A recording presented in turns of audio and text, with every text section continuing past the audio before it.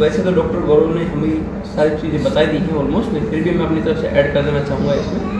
Usually जो heat wave है वो काफ़ी सिमिलर है बुखार जैसे, सिम्टम्स सारे बुखार जैसे ही आएंगे पेशेंट को। शरीर का तापमान बढ़ जाना, पेशेंट डिहाइड्रेटेड फील करना, बेचैनी महसूस होना पेशेंट को, कई बार ज़्यादा तकलीफ हो जाती है तो पेशेंट बेहोश भी हो जाता है। ऐसे पेशेंट भी आते हैं, पेशेंट बिल्कुल बेहोश होकर आते हैं। नॉर्मल बुखार में और हीट स्ट्रोक में अंतर होता है। नॉर्मल बुखार में हमारा जो सेंट्रल जो सिस्टम है उसका रेगुलेटरी सिस्टम मेंटेन रहता है।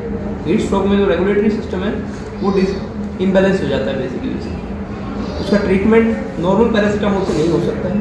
उसका ट्रीटमेंट हम यूजुअली अलग स्टाइल से करते हैं, जैसे कि आइस पैक की प्रिपरेशन हम यहाँ पे रखते हैं यूजुअली। तो आइस पैक से हम मतलब बॉडी में मसाज करते हैं आइस पैक में, तो अच्छा कोल्ड सलाइन इन्फ्यूज़ करते हैं। प्रॉपर हाइड्रेशन मेंटेन होने के साथ साथ ही अदर चीज़ों का भी कंजर्वेटिव मैनेजमेंट किया जाता है।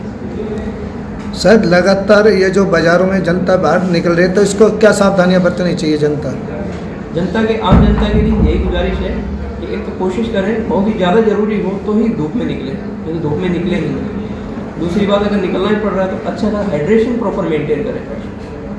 हाइड्रेशन इसका कोर ट्रीटमेंट है। आपको हाइड्रेशन तो मेंटेन करना ही पड़ेगा, चाहे बाहर रहो जाके या अंदर रहो। बाहर रहोगे तो डिहाइड्रेशन होने के चांसेस और ज़्यादा बढ़ जाएंगे। ज़्यादा से ज़्यादा जल का प्रयोग करें। जल का पानी ज़्यादा से ज़्यादा पिए। सर हीट वेव को लेकर क्या कहना चाहोगे? लगातार ओपीडी में मरीजों की संख्या बढ़ रही है।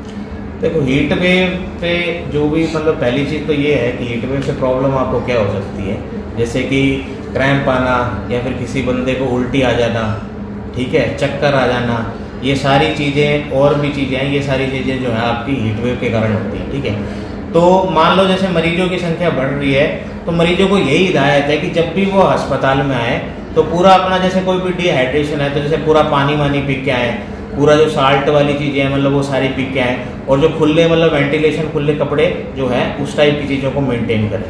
ठीक है, दूसरी चीज़ है कि आप जैसे कि बहुत सारी जैसे कि क्राउडेड प्लेस है, जैसे जहाँ पे भीड़ बहुत ज़्यादा है, उन चीज़ों को आप अवॉइड करें।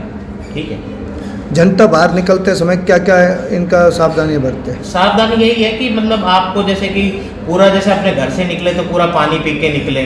ठीक है, और ज़्यादा क्राउडेड प्लेस में ना रहें। ठीक है, और खुले कपड़े जो हैं वो पहनें।